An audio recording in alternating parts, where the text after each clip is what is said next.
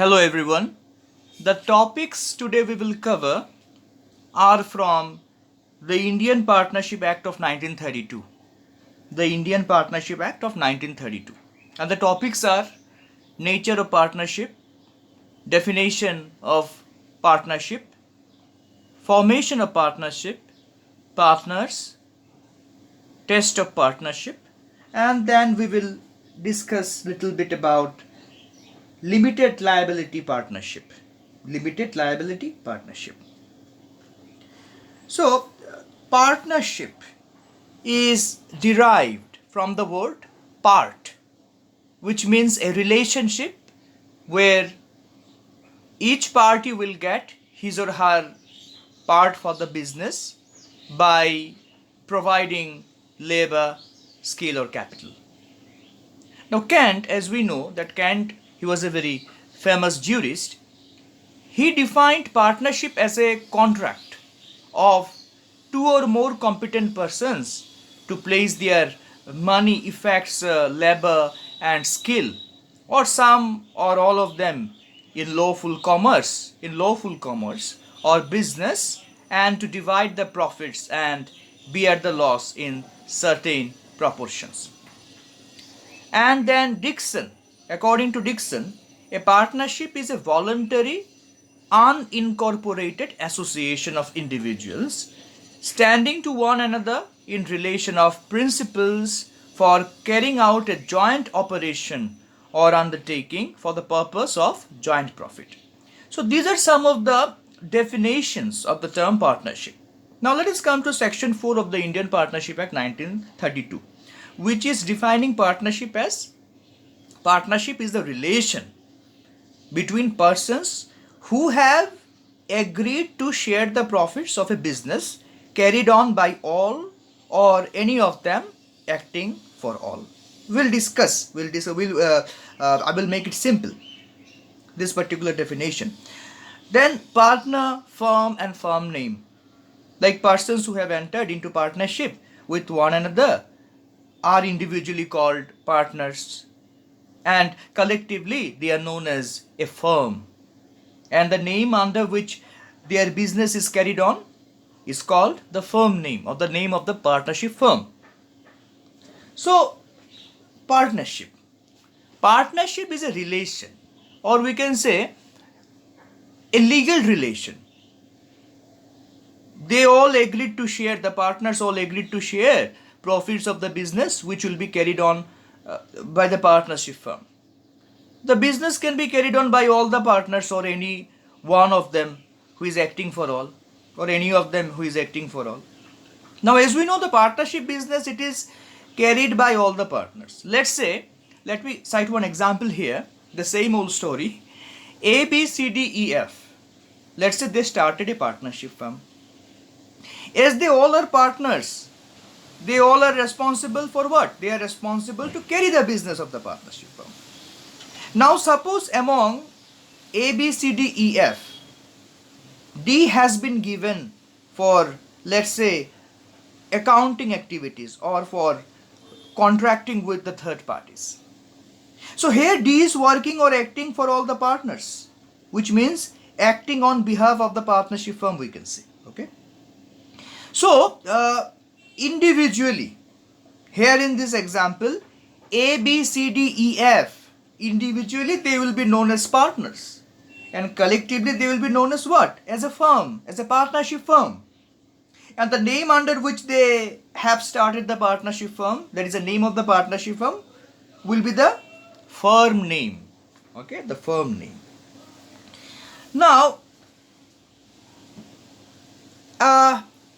there are certain basic elements which are necessary to constitute a partnership, firm. And these are: number 1, persons; number 2, agreement; number 3, business; number 4, share of profits; and number 5, mutual agency.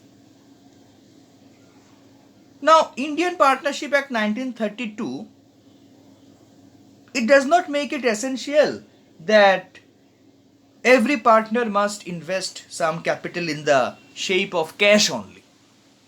It is open and lawful also to the person entering into partnership to agree that one of them would devote himself or herself entirely to the business of the firm and would not bring any capital, financial capital.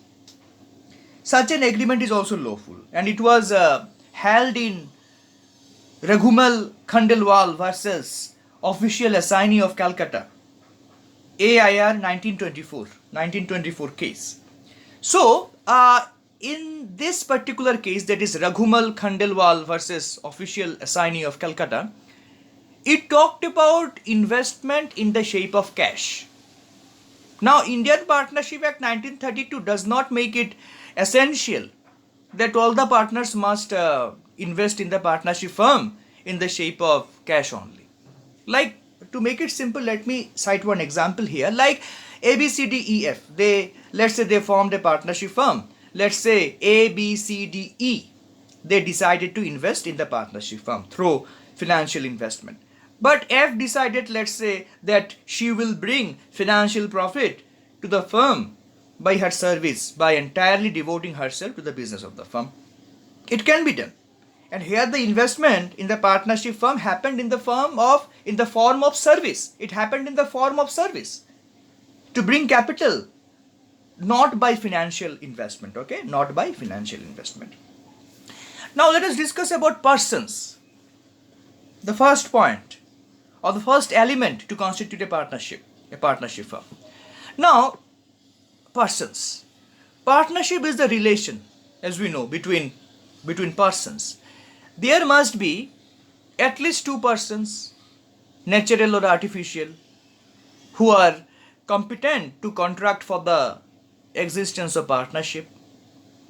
Now, Section 5 of the Indian Partnership Act of 1932, it declares that the relation of partnership, it arises from contract, not from status. I am repeating this again. Section 5 of the Indian Partnership Act of 1932. Section 5 of Indian Partnership Act of 1932, it is declaring that the relation of partnership, it arises from contract, not from status. Okay? Relation of partnership arises from contract, not from status. So, a partnership firm is not a legal person. A partnership firm is not a legal person nor a legal entity. And it was held in Mahabir Cold Storage versus CIT, AIR 1991 case.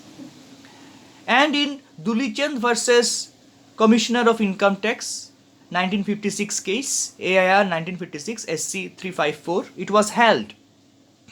A firm is not entitled to enter into partnership with another firm or individual because it is not a legal entity.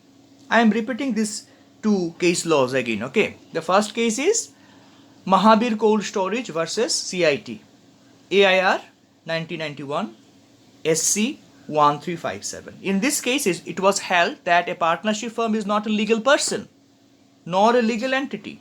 And in Dulichand versus Commissioner of Income Tax, AIR 1956 SC 354, it was held a firm is not entitled to enter into partnership with another firm or individual because it is not a legal entity. Okay, so these are two important case laws which we can cite in this particular point. Now, there should be at least two persons to form a partnership firm. And applying our common sense also, we can understand this. It is quite obvious that one person cannot form a partnership firm. So two or more persons are needed to form a partnership firm. Any two or more persons may form a partnership. There is no limit imposed on the minimum and the maximum number of partners under the Partnership Act of 1932.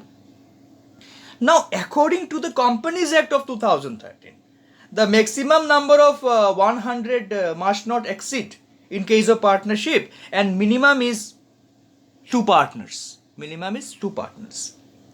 So, if in any case it exceeds the maximum limit, then what will happen? It will amount to the illegal association under section 464 of Companies Act 2013. 464 of Companies Act 2013. Illegal association. So according to section 11 of Companies Act, the maximum number of partner in case of for banking purpose, it is 10 persons, and for other purposes it is 20 persons. So partners can be both, as we have discussed, both natural persons like human beings and artificial persons like that of corporation, company, etc. Okay. So since partnership is the result of a contract, at least two people are necessary to constitute a partnership. That is clear. And the Indian Partnership Act 1932, it does not mention anything about the maximum number of partners in a partnership firm. But as per the Companies Act, a partnership consisting of more than 10 persons for a banking business and more than 20 persons for any other business would be considered as illegal. Hence, these should be regarded as the maximum limits to the number of partners in a partnership firm. And only the persons competent to contract can enter into a contract of partnership. Persons may be natural, or persons may be artificials also. A company may being an artificial legal person, enter into a contract of partnership if authorized by its memorandum of association to do so. There could even be a partnership between two companies. There can be even partnership between two companies, and it was held in Steel Bros and Company Limited. Steel Bros and Company Limited versus Commissioner of Income Tax versus Commissioner of Income Tax. That is Steel Brothers and Company Limited versus Commissioner of Income Tax. 17th May 1957. Okay, the judgment was given. 1957 case. Steel Brothers and Company Limited versus Commissioner of Income Tax. And another thing is that a partnership firm, since it is not recognized as a legal person having a separate legal entity from that of its partners, cannot enter into contract of partnership with another partnership firm or individuals. And it was held in Dulichand versus Commissioner of Income Tax. Dulichand versus Commissioner of Income Tax, 1956 case. Okay, I am repeating this case again. A partnership firm, since it is not recognized as a legal person having a separate legal entity from that of its partners, cannot enter into contract of partnership with another partnership firm or individuals. Dulichand versus Commissioner of Income Tax, 1956 case. So when a partnership firm under a firm name enters into a contract of partnership with another partnership firm or individual, in that case, in the eyes of the law, the members of the firms or firm become partners in their individual capacity only. Only in their individual capacity they become partners. And it was held in this case, Jadavji Narsidas and Company versus Commissioner of Income Tax, 1963. Jadavji Narsidas and Company versus Commissioner of Income Tax, 1963 case. I am repeating this case again. When a partnership firm under a firm name enters into a contract of partnership with another partnership firm or individual, in that case, in the eyes of the law, the members of the firms or firm, partnership firm, become partners in their individual capacity only. So, Jadavji Narsidas and Company versus Commissioner of Income Tax. In this case, it was held. So, the next point that we can discuss is agreement. This is the second point here, okay? Agreement. Now, definition of partnership provides partnership is the relations between persons who have agreed. I am repeating this again.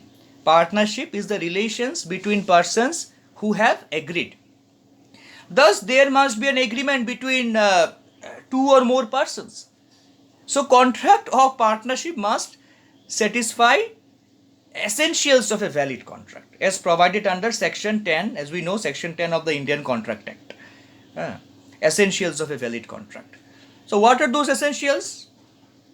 Number one, free consent of parties should be there. Number two, competent parties should be competent to contract. There should be number three, there should be lawful consideration, and number four, the object must be lawful, that is lawful object. Also there must be intention to create legal relationship, and object must not be immoral or opposed to the public policy, that we will discuss. Okay, now agreement may be both, it can be done both in an expressed or implied way, like in Abdul versus Century Wood Industries, AIR 1954. It was held that it is not necessary that this should be a very formal or written agreement. An agreement to create a partnership may as well arise from the, let's say, from the conduct of the parties or from the customs, usage, etc. Okay, so if agreement is in writing, the instrument is called what? The partnership deed. Also, the existence of partnership can be inferred from the conduct of the parties or from the customs, let's say. Okay, and it was held in Lakshmi Bai versus Roshan Lal. Lakshmi Bai versus Roshan Lal, AIR 1972 case. Okay, I am repeating the name of the case again. Lakshmi Bai versus Roshan Lal. It was held in that case, if agreement is in writing, the instrument will be known as partnership deed. Also, the existence of a partnership can be inferred from the conduct of the parties also. Okay, now section 5 of the Indian Partnership Act of 1932, section 5, it states that the relation of partnership arises from contract and not from the status, and in particular the member of Hindu undivided family carrying on a family business as such are not partners in such business. We will make it clear. Thus, a joint Hindu family carrying on family business which do not arise by an agreement but is a result of devolution or, let's say, inheritance. Okay, inheritance, it will not amount to partnership.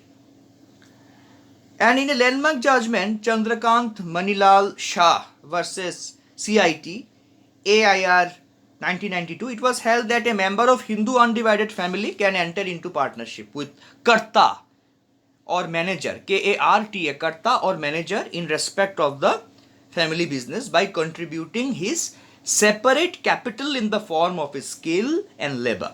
Now, let me simplify this particular point. Okay, this particular point, that is agreement. So, agreement must be there between the persons who are coming together for the formation of a partnership firm. So, if the agreement between the persons follows all the lawful criteria, like let's say free consent of all the parties, it has been taken, that is without coercion or forceful acts. If the parties to contract are, let's say, competent, that is not minors or intoxicated or of unsound mind, etc. If the consideration is lawful in nature, that is like the money invested in the firm should not be wrongfully taken, or let's say should not be taken, not illegally obtained from persons, or it should not be, let's say, black money. Lawful object, like the objective behind creating the partnership firm, should not have any illegal or unlawful object. Like, for example, if the firm, it has been created for manufacturing illegal medicines like Fansidil, then it will not be regarded as a partnership firm and will be declared as we can say void ab initio.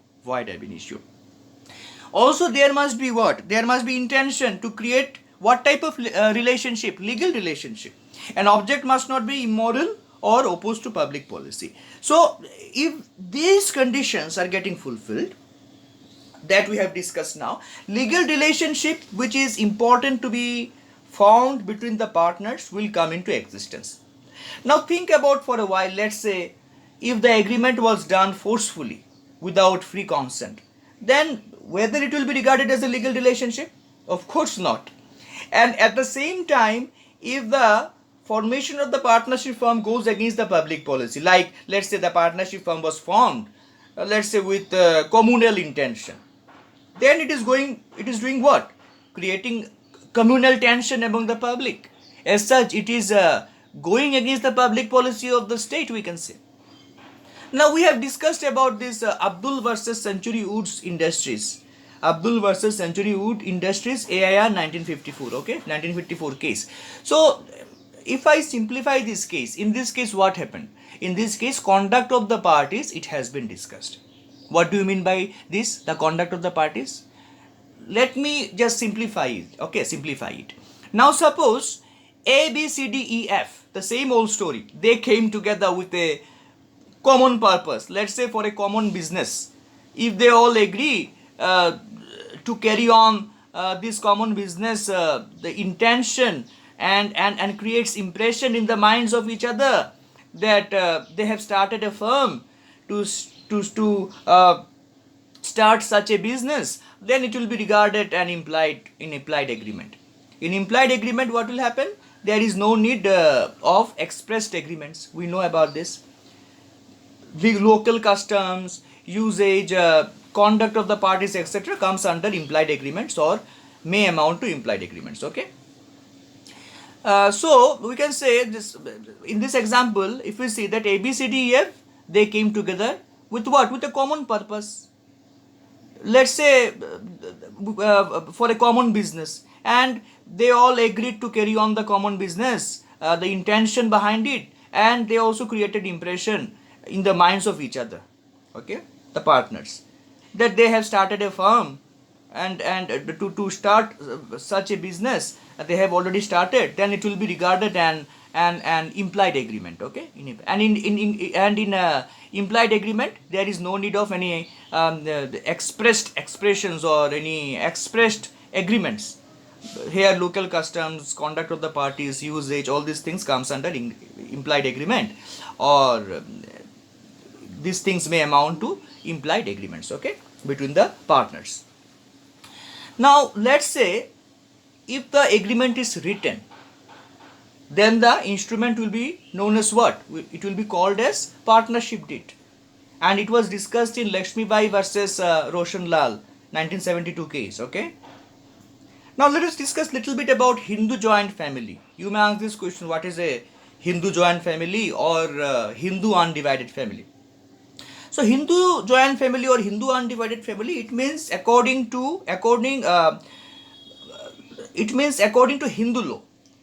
The definition of Hindu undivided family is as all persons lineally descendant from a common ancestor, and it includes their wives and unmarried daughters. So here common intent, this ancestor is must. I am repeating this again. Hindu joint family or Hindu undivided family, according to Hindu law, the definition of Hindu undivided family is as all person lineally descended from a common ancestor, and includes their wives and unmarried daughters. Common ancestor, it is must, okay.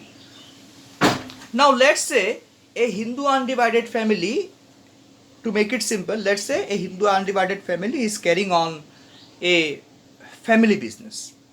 Like for example, let's say A and B belong to the first generation, then C, D, E, F belong to the second generation, and X, Y belong to the third generation in the same family. I am repeating the structure of the family again here, of the Hindu undivided family in this example. Like A and B belong to the first generation, C, D, E, F belong to the second generation, and X, Y belong to the third generation in the same family. In this particular example, okay, of Hindu undivided family. So here let's say the family business has been passed from generation to generation. Let's say the family is having uh, family business related to woolen cloths, and it is continuing for, let's say, 5 generations in this same family. So now here the woolen cloth family business has been passed from generation to generation without any agreement, because as this family business is continuing since 5 generations, it is a matter of inheritance. Okay, it is a matter of inheritance. So here uh, the Hindu undivided family will not amount to any partnership in this regard. So here the Hindu undivided family, it will not amount to any partnership. If you can remember, we have already discussed that, what we have discussed, that there partnership is the relations between persons who have agreed, okay, who have agreed. And at the same time we have discussed that partnership is the relation between persons, and section 5, it is declaring that the relation of partnership, it arises from contract. It arises from contract, not from status. Section 5, it is declaring that the relation of partnership, it is arising from contract, not from status. But Hindu undivided family, here we are getting the example of what? Of status, okay, not of any contract. So here the woolen family business, woolen cloth family business, it has been passed from generation to generation without any agreement, without any contract, because as this family business is continuing since in this example, let's say 5 generations, so it is a matter of inheritance, it is a matter of status, it is not a matter related to agreement or contract. So here the Hindu undivided family, it will not amount to any partnership.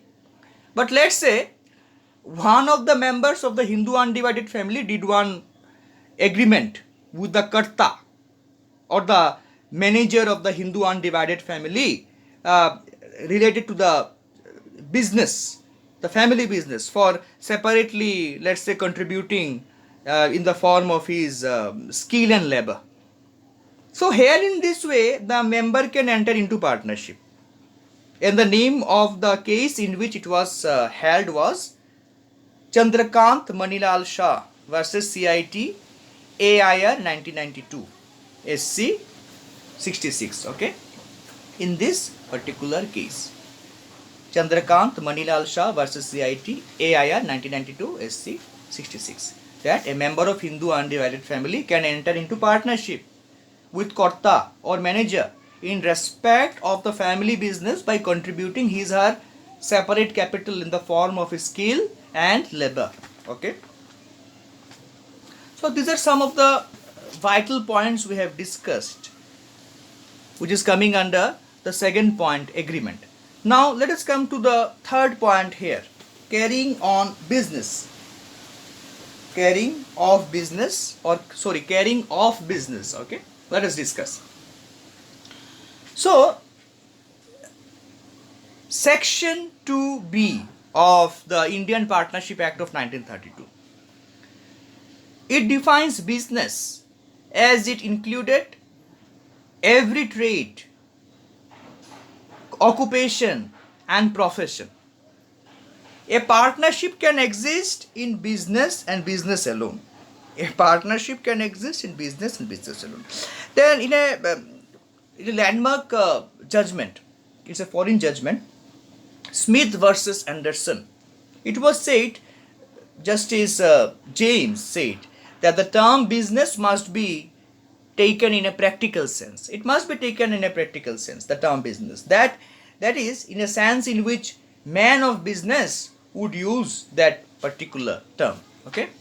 And then in another foreign judgment, Gibson versus Lupton, 1832, where certain persons joined in the purchase of wheat with intention of dividing and paying for it equally, it was held that they being not interested in profit or loss were not partners. Okay.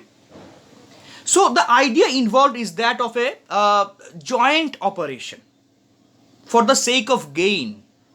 Therefore, we can say a society for religious or charitable partnership is not at all a partnership. Instances of other associations for a common object which are not partnerships are, we can cite the examples of club, consumer protection society, trade society, etc. Okay. So business must be of lawful nature also, that is not unlawful or opposed to public policy, as we have already discussed. Like an illegal purpose partnership gets dissolved automatically under operation of law. We have already discussed. Now, whether temporary or permanent, the business must be in existence. Business should be carried on by all the partners or any of them acting for them all. And in a this judgment, R.R. Sarna versus Rubin, AIR 1946, it's a 1946 decision, it was held that an agreement to carry on business at a future time does not result in partnership unless that time arrives and the business is commenced. I am repeating this again. In R.R. Sarna versus Rubin, AIR 1946, it was held that an agreement to carry on business at a future time, okay, an agreement to carry on business when at a future time, it does not result in partnership unless and until that particular time arrives and the business is commenced or started. Okay. So it was held in R.R. Sarna versus Rubin. Then in another judgment, Keith Spica Limited versus Mansell. Okay.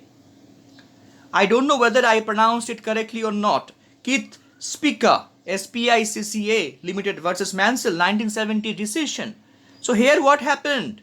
Two persons decided to form a limited company and to carry on business in its name. Before the company was actually formed, one of them ordered goods from the plaintiff. So it was held that there was no joint business presently in existence and they were only prepared to carry on business. Hence the liability was only that of the person who ordered the goods. Okay. So, however, it is not necessary that the business could consist of a long and permanent undertaking. A partnership may exist in a single business venture also, section 8. Now, let me just make it little bit more simple as far as carrying on business of business in a partnership is concerned.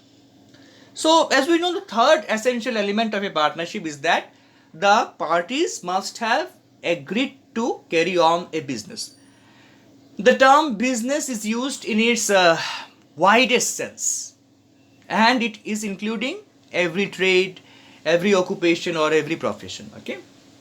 So therefore we can say if the purpose is to carry on some charitable work that we have already discussed, whether it will be a partnership, it will not be a partnership, philanthropic work or charitable work. Okay. So these organizations will not be regarded as a partnership firm.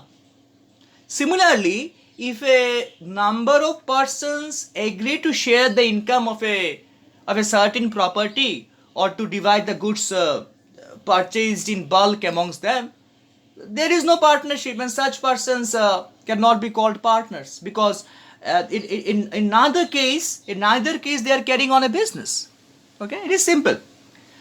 Thus we can say where, let's say, let me cite one example here where A and B jointly, let's say, purchased a tea shop and incurred additional expenses for purchasing pottery and utensils for the job, for the tea shop business, contributing the money in equal proportions, and then let's say leased out the shop on rent after that, which was shared equally by them. So it was held in a judgment that they are only co-owners. They are only co-owners and not partners, as they never carried on any business. Here they are only, in this example, they are only co-owners and not partners. Why? As they never carried on any business. As they never carried on any business. Now let us come to the third point. Not the third point actually, now the fourth point. Yes, sharing of profit. Sharing of profit. So, sharing of profit, as we know, the word partnership is derived from the word to part, which means to divide. Division of profits is an essential condition of existence of a partnership. Now, Partnership Act, it does not provide any particular manner of distribution of profits. It does not prescribe the degree or kind of participation of profits. Okay. Every man who received any portion of the profits of a business had to incur therein the liability of a partner.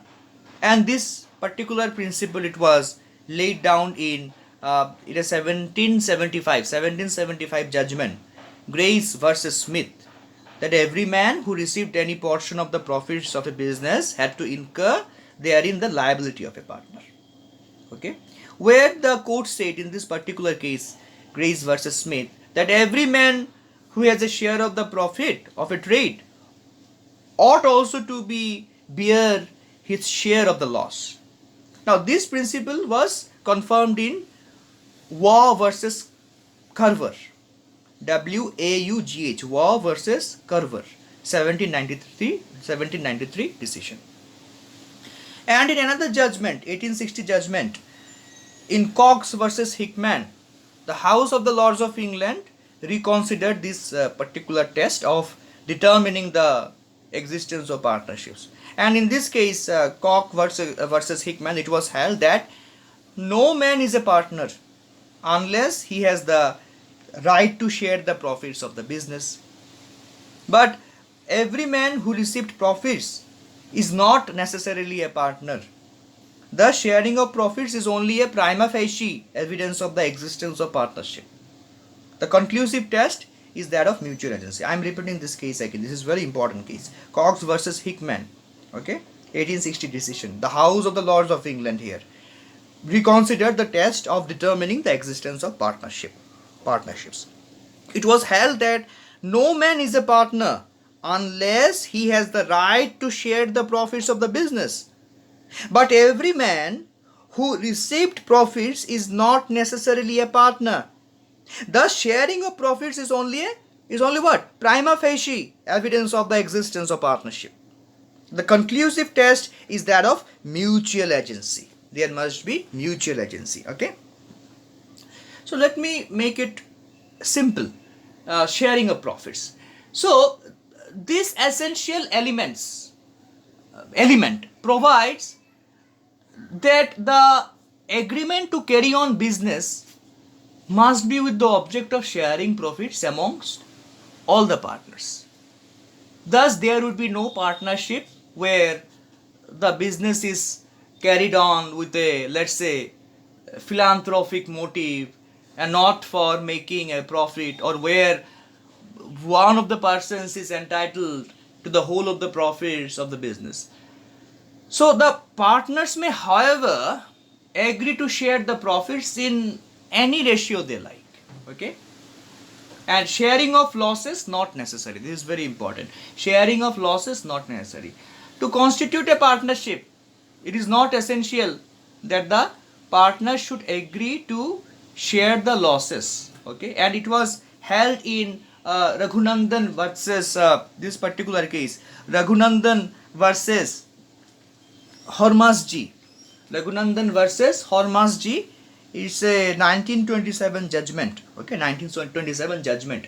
It was held in this particular judgment that to constitute a partnership, it is not essential that the partners should agree to share the losses. Raghunandan versus Hormusji. Hormusji, okay? And it is open to one or more partners to agree to bear all the losses of the business, okay? Moreover, the manner in which the profits, the losses are to be shared should be expressly stated where? In the partnership deed. In the absence of this being mentioned in the partnership deed, the provisions of the Partnership Act 1932 would apply, which state that the profits of the losses should be distributed equally among all partners, okay? However, it must be noted here that although a partner may not share in the losses of a business, yet his liability towards the outsiders, partner's liability towards the outsiders shall be unlimited. In case the partners intend to limit their liability towards the outsiders, the new concept of partnership, that is limited liability partnerships, have been introduced in India, that we will discuss. In a limited liability partnership, what happens? The liability of the partners toward the outsiders is always limited. We will discuss about this, okay? Now let us come to the fifth point here, or the fifth element. The fifth element to constitute a partnership firm: mutual agency. Okay, mutual agency.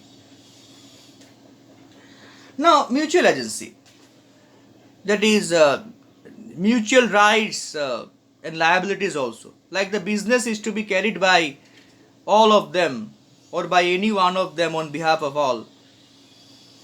It gives two assumptions. Each partner is entitled to carry out the business. The mutual agency exists between the partners. Each partner is a principal as well as an agent for the other partners. He is bound by the acts of other partners as well as can bind others by his own act. Now let me simplify it, okay? Mutual agency. According to Section 4 of the Act of the Indian Partnership Act 1934, Section 4 of the Indian Partnership Act 1932, sorry. Section 4 of the Indian Partnership Act 1932. Business must be carried on by all or any of them acting for all. Business must be carried on by all or any of them acting for all, according to Section 4 of the Indian Partnership Act 1932. Thus, the person carrying on the business acts not only for himself but also for others. They are in the position for both principal and agent. That is, every partner become what? Mutual agents. This is very important. Every partner become mutual agents. Now, this element of mutual agency is most important and crucial factor in determining the true relationship between persons carrying on any business common between them. Okay? So this is the real and conclusive test of partnership. And it was held in a landmark judgment. The name of the judgment is Cox versus Hickman. Cox versus Hickman, 1860 case. So in this case, what happened? The trustees, they were managing the business of Smith and Sons, but they did not thereby become partners. Sharing of profits is only an apparent. Sharing of profits is only an apparent, or we can say prima facie test. Persons who share the profits of business did not incur the liabilities of partners, as the business was carried on by them not as an agent of each others. Okay, as the business was carried on by them not as an agent of each others. Here the trustees were merely the agents of Smith and Sons, but they were not the principals, and thus there was no mutual agency. Here what happened? The trustees were merely what? The agents of Smith and Sons, but they were not the principals, and thus there was no mutual agency. So it was held in Cox versus Hickman, 1860 judgment. To simplify this mutual agency in a partnership firm, this is the fifth element we have to understand. in the definition of partnership, the fifth element in the definition of partnership provides that the business must be carried on by all the partners and any one or more of them acting for them all. That is, in a simple sentence, if we can explain it, that is, there must be a mutual agency. Thus, every partner is both an agent and principal for himself and other partners. That is, he can bind by his acts the other persons and can be bound by the acts of other partners. Okay, that is, he can bind by his acts the other persons and can be bound by the acts of other partners. Okay, mutual agency. The importance of element of mutual agency lies in the fact that it enables every partner to carry on the business on behalf of others. Okay, so we can say that each partner is entitled to carry out the business. The mutual agency exists between the partners. Each partner is a principal as well as an agent for the other partners. He is bound by the acts of other partners as well as can bind others by his own act. Okay, so this is what various elements to constitute a partnership is all about. Now let us little bit discuss about test of partnership. Okay, so there are 3 points we will discuss when it comes to true test of partnership.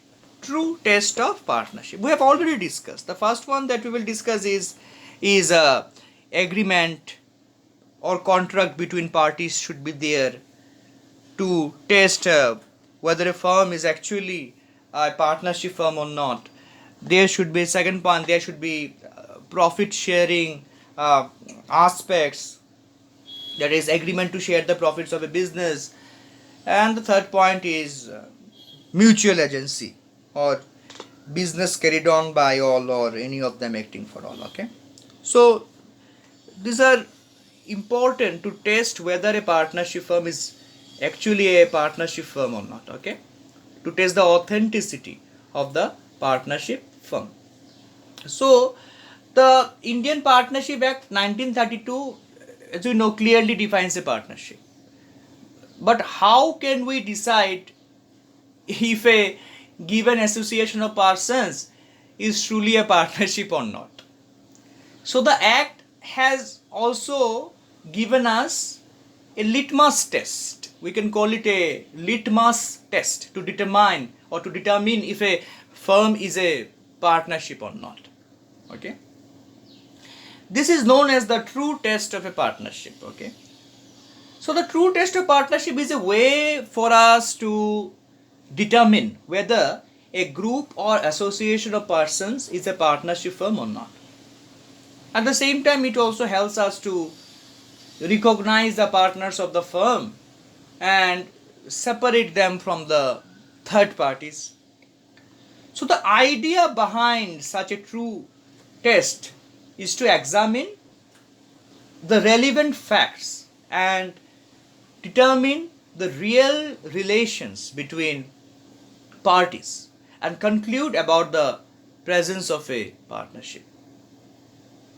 Now, Section 4 of the Partnership Act 1932 defines the term partnership as partnership is the relation between persons who have agreed to share the profits of a business carried on by all or any of them acting for all, as we have discussed it again and again. Okay, so a plain reading of the provision makes it clear that there are 3 essential elements of the term partnership, which are: number 1, agreement between the persons; number 2, agreement to share the profits of a business; and number 3, business carried on by all or any of them acting for all.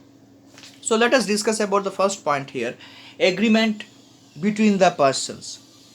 So it is the first essential component of the partnership, that there must be an agreement between the persons to carry on the business that we have already discussed, with a further agreement to share its profits.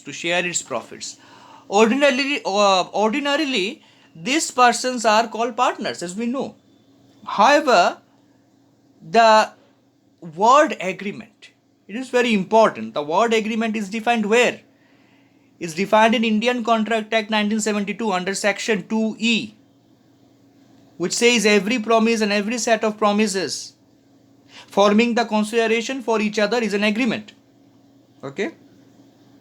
Thus, and further, if you see section 2B of the Indian Contract Act of 1872 says that when the person to whom the proposal is made signifies his assent thereto, the proposal is said to be accepted.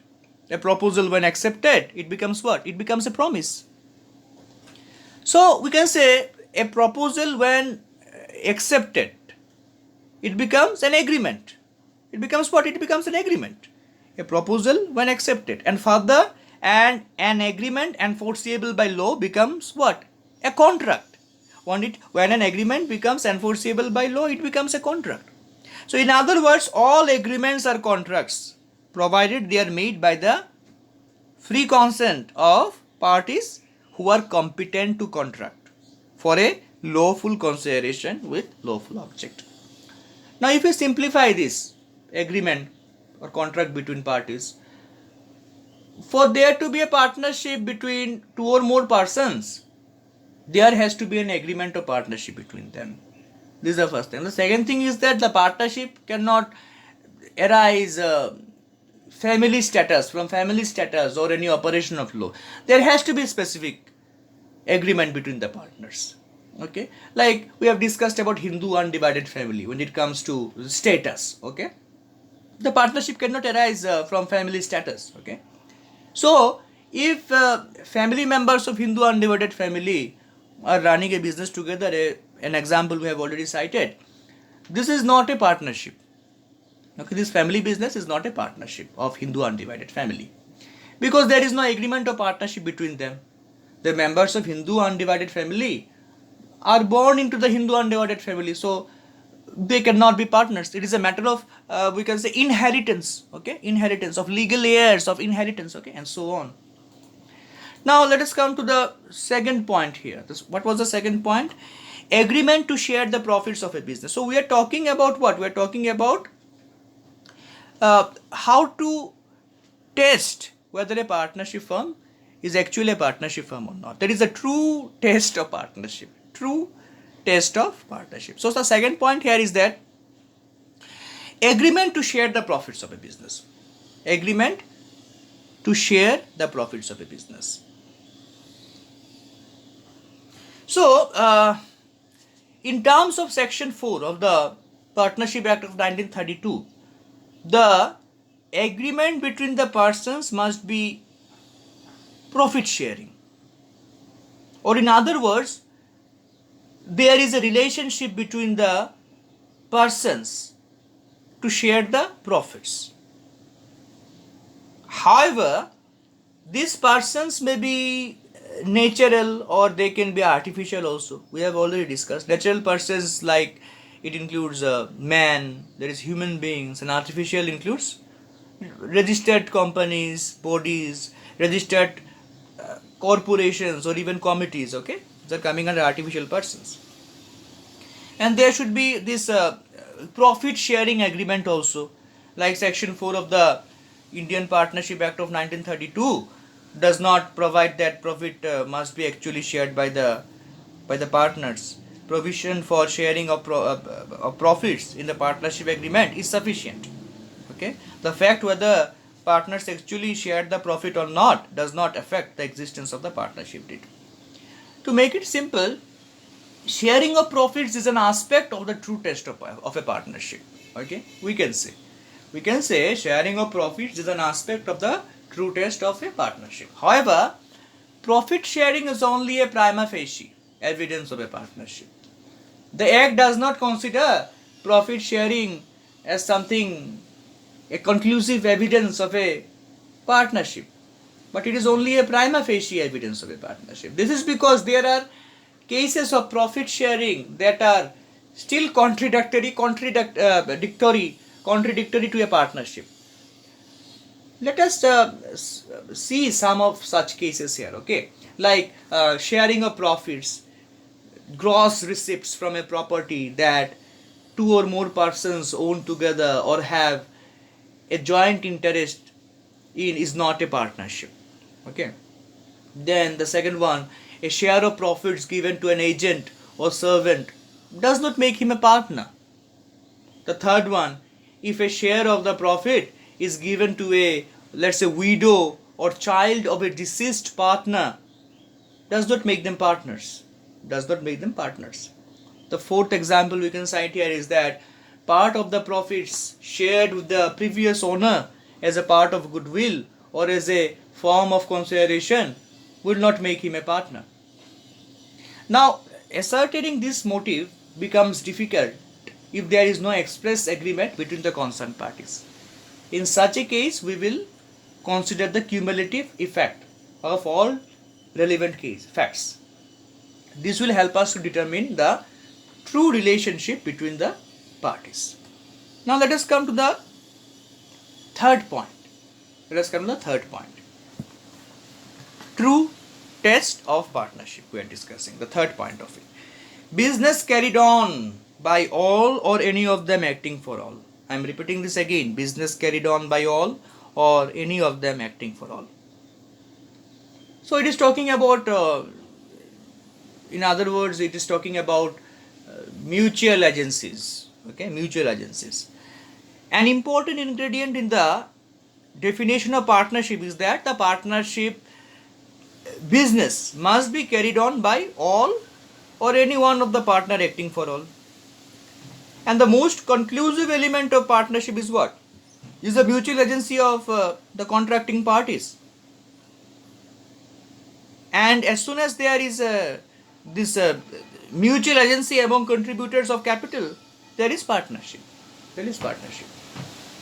So we can say that this is the truest test of a partnership. It is we can say, the cardinal principle of a partnership. So if a partner is both the principal as well as an agent of the firm, we can say that mutual agency exists. This means that the actions of any partner or partners will bind all the other partners as well. So whenever there is a confusion about the existence of a partnership between people, we check for the presence of a mutual agency. If such an agency exists between the parties who run a business together and share profits, it will be deemed that a partnership here is existing. Okay.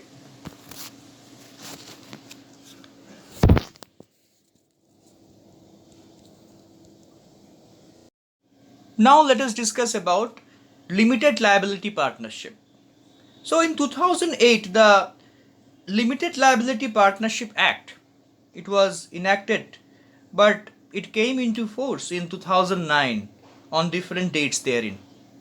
So this act does not repeal or affect the present Indian Partnership Act. It is meant to the formation and regulation of limited liability partnership, also known as LLP. Now the LLP, it is not completely defined, but it is defined as if partnership formed and registered under the Act. The LLP is not completely defined, but is defined as if partnership formed and registered under the Act. Now this LLP, that is Limited Liability Partnership, it is a body corporate. And we have to understand, as it is a body corporate, it is a legal entity separate from its partners. Okay, I am repeating this again. The Limited Liability Partnership is a body corporate and a legal entity which is separate from its partners. It should have at least two partners and at least two designated partners, and one is of Indian citizen, and central government has power to investigate the affairs of LLP. I am repeating this again. Okay, this is very important. It should have at least two partners and at least two designated partners, and one is of Indian citizen, and central government has the power to investigate the affairs of LLP.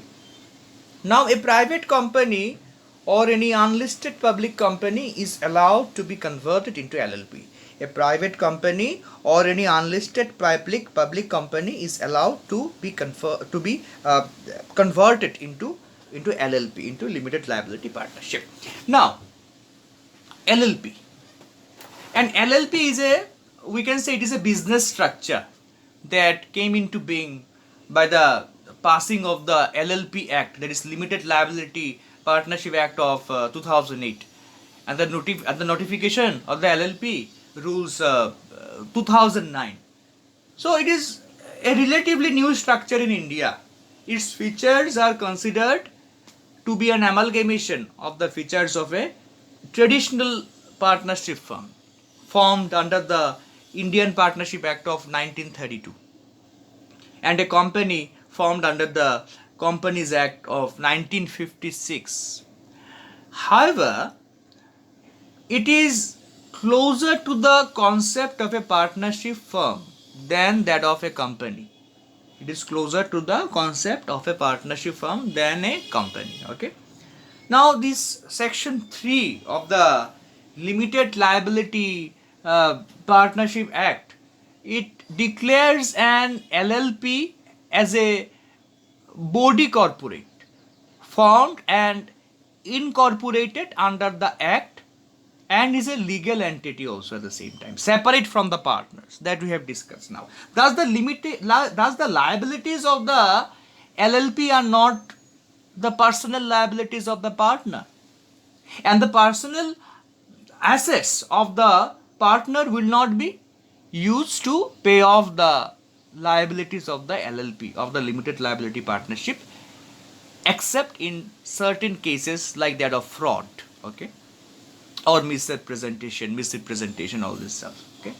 Now let me cite one example here. Suppose Mr. X and Mr. Y, suppose they are partners in an LLP, limited liability partnership, and have invested, let's say, rupees 1 lakh as capital. Let's say they have invested rupees 1 lakh as capital. Now, the company, unfortunately, let's say, makes a huge business loss of rupees 25 lakhs. But the liability is limited to just the investment in the business and the business assets, that is here in this example rupees 1 lakh. The creditors cannot touch their or the third parties cannot touch their personal and home assets to recover the remaining rupees 24 lakhs. But let's say if Mr. X and Mr. Y are partners in a firm and the business makes the loss of 25 lakhs, then the partners are personally liable in this regard in the partnership firm. It means that the partners are personally liable, and even their home and business assets can be sold off to recover the rupees 50 lakhs. Okay. Now, LLP would be most suitable for the following points that we will discuss. There are 5 points. Okay. First one, LLP, it will be suitable for small and medium scale enterprises. It can be suitable for professional firms or venture businesses. It can be suitable for family operated businesses. It can be suitable for information technology firms and so on. Okay, 5 points. 5. Now, there are certain distinct features of an LLP, of limited liability partnership. The first one is separate legal entity. The second one is limited liability of partners. The third one is sharing of profits. And the fourth one is partners of LLPs. Now let us little bit discuss about this separate legal entity. Now, unlike regular partnership firms, limited liability partnerships are treated as separate legal entities. Okay, this means that LLPs can do what? They can own assets and incur liabilities in their own names. They can also enter into contracts and sue and be sued in their own names. Okay, and the second point is limited liability of partners. The liabilities of partners of an LLP are separate and limited. Their personal assets will not be liable to attachment in case the LLP is winding up or suffering certain legal consequences, like that of consequences of repayment of debt. Now, partners' liability, the liabilities of partners, however, can become unlimited in cases of offenses. Only in the cases of offenses like that of the fraud, the commission of an offense, or any other wrongful and illegal act. In these cases, the liabilities of the partners, it will become unlimited in limited liability partnership. The third point is sharing of profits. Like all the partners of limited partnerships share profits of business just as partners of regular partnership firms. Okay, so they are, however, free to decide the ratio in which they will share profits. Okay, this can be decided in the agreement also before forming this LLP, limited liability partnerships. Then the fourth point is partners of LLPs. Partners of a limited liability partnership can be either natural persons, that is individuals, or even body corporates. Okay, partners of a limited liability partnership can be either natural persons, that is individuals, or even body corporates, the artificial persons. Okay, legal entities.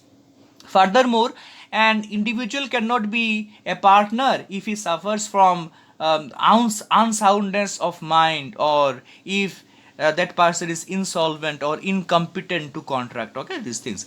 So LLP must have a minimum of 2 partners at all times. Minimum of 2 partners. Also, the maximum number of partners, it is unlimited. Maximum number of partners in LLP, limited liability partnerships, it is unlimited, while it is restricted to 50 for regular partnership firms. If at any time the number of partners in an LLP becomes less than 2, and the sole partner carries on business for more than 6 months, under such circumstances, what will happen? His liability towards the firm's business will become unlimited. Okay, I am repeating this again. If at any time the number of partners in an LLP becomes less than 2, and the sole partner carries on business for more than 6 months, under such circumstances, what will happen? His liability towards the firm's business will become unlimited. Thank you.